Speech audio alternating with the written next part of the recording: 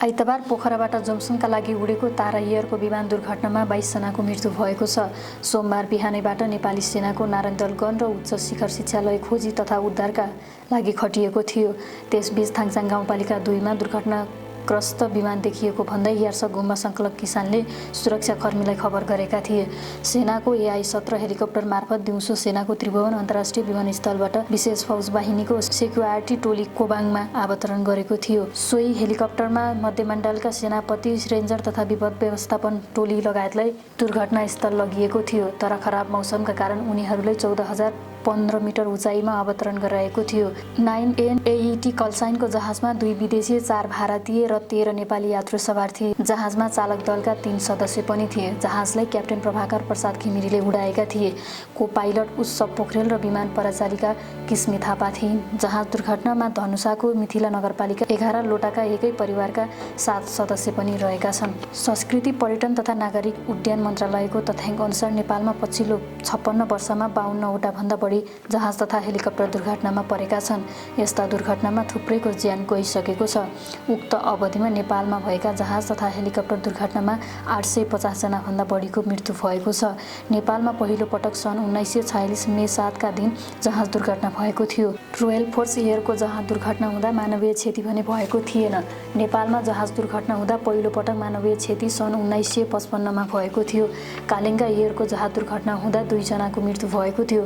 यस्तै काठमाडौँमा इन्डियन एयरलाइन्सको जहाज सन् 1956 मा दुर्घटना हुँदा 14 जनाले ज्यान गुमाएका थिए। इन्डियन एयरलाइन्सको जहाज 1957 मा पनि नेपालमा दुर्घटना परेको थियो। टिकार भैरवमा इन्डियन एयरलाइन्सको जहाज दुर्घटना हुँदा 20 जनाको ज्यान गएको थियो। यसको 1 वर्ष नबित्दै सन् 1958 मा इन्डियन एयरलाइन्सको अर्को जहाज नेपालमा दुर्घटना हुँदा 20 जनाको मृत्यु भएको थियो। नेपालमा एयरलाइन्सको जहाज सन् 1960 मा दुर्घटना परेको थियो। नेपाल एयरलाइन्सको अर्को जहाज सन् 1962 मा ढोरपाटनमा दुर्घटना हुँदा 10 जनाले ज्यान गुमाएका थिए। सोही वर्ष नेपाल एयरलाइन्सको अर्को जहाज ढोरपाटनमै दुर्घटना हुँदा 6 जनाको मृत्यु भएको थियो। नेपाल एयरलाइन्सको अर्को जहाज सन् 1969 मा दुर्घटना परेको थियो। सो जहाज दुर्घटना हुँदा 35 जनाको मृत्यु भएको थियो। यसको 1 वर्षपछि सन् 1970 मा दिल्लीमा नेपाल एयरलाइन्सको जहाज दुर्घटना हुँदा 1 जनाको ज्यान गएको थियो। सन् 1970 मा नै रोयल लाइटको जहाज जोमसोममा दुर्घटना भएको थियो। दुर्घटनामा 1 जनाको मृत्यु भएको थियो। यसको 2 वर्षपछि रोयल लाइट धुलिखेलमा दुर्घटना भएको थियो।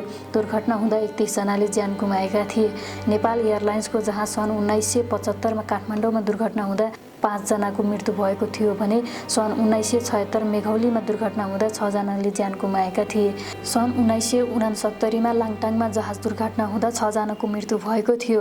पाल एयरलाइन्सको जहाज सन् 1981 मा विराटनगरमा दुर्घटना परेको थियो। सो दुर्घटनामा 10 जनाको मृत्यु भएको थियो। नेपाल एयरलाइन्सको जहाज सन् 1984 मा भोजपुरमा दुर्घटना हुँदा 15 जनाले ज्यान गुमाएका थिए। सन् 1985 मा नेपालमा अर्को विमान दुर्घटना भएको थियो जसमा परि 25 जनाले ज्यान गुमाएका थिए। थाई एयरको जहाज सन् 1992 मा नेपालमा दुर्घटना परेको थियो। रसुवामा भएको उक्त दुर्घटनामा 113 जनाको मृत्यु भएको थियो। पाकिस्तान एयरलाइन्सको जहाज सन् 1992 मा ललितपुरको भट्टेडाँडामा दुर्घटना परेको थियो। सो दुर्घटनामा 167 जनाको मृत्यु भएको थियो। एभरेस्ट एयरको जहाज सन् 1992 मा दुर्घटना हुँदा 18 जनाले ज्यान गुमाएका थिए। नेपाल एयरलाइन्सको जहाज सन् 1995 मा दुर्घटना हुँदा 2 जनाको मृत्यु भएको थियो। कर्णाली एयरको जहाज 1997 मा दुर्घटना परेको थियो। दुर्घटना हुँदा 1 जनाको मृत्यु भएको थियो। लिबानी जहाज सन् 1998 मा नेपालमा दुर्घटना परेको थियो। सो दुर्घटनामा 18 जनाको मृत्यु भएको थियो। एसियन एयरको जहाज सन् 1998 मा दुर्घटना परेको थियो। सोलुखुम्बुमा भएको उक्त दुर्घटनामा 3 जनाले ज्यान गुमाएका थिए। सोही वर्ष नेपाल एयरलाइन्सको जहाज सोलुमा दुर्घटना हुँदा 1 जनाको मृत्यु भएको थियो। निकोन एयरको जहाज सन् 1979 मा जुम्लामा दुर्घटना परेको थियो। दुर्घटनामा 5 जनाले ज्यान गुमाएका थिए। सोही वर्ष मकवानपुरमा स्काइलाइनको विमान दुर्घटना हुँदा 10 जनाको मृत्यु भएको थियो। नेपाल एयरलाइन्सको जहाज सन् 2000 मा डडेलधुरामा दुर्घटना भएको थियो। सो दुर्घटनामा 25 जनाले ज्यान गुमाएका थिए। फिस्टेल एयरको हेलिकप्टर सन् 2001 मा रारा तालमा खस्दा 4 जनाको मृत्यु भएको थियो।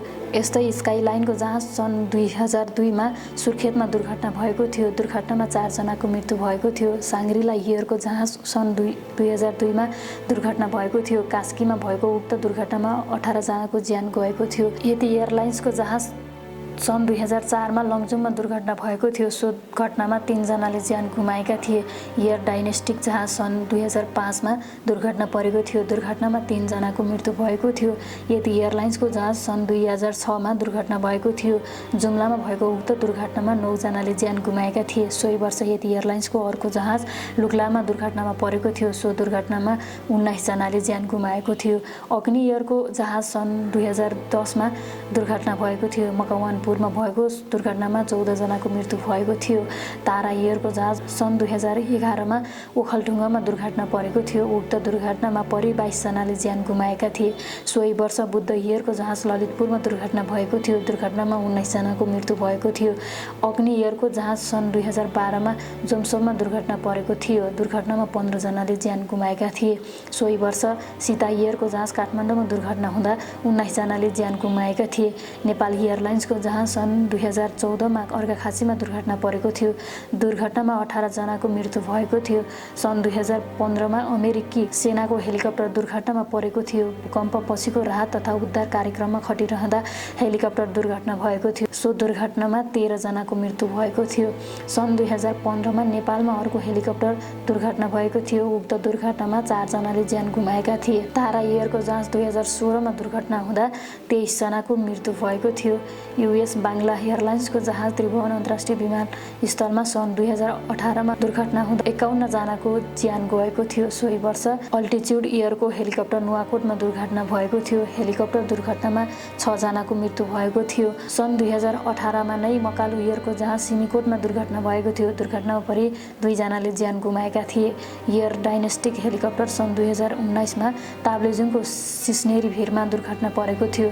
दुर्घटनामा 7 जनाको मृत्यु भएको थियो। सोही वर्ष समिट एयरको जहाज लुक्ला विमानस्थलमा दुर्घटना हुँदा 3 जनाको मृत्यु भएको थियो।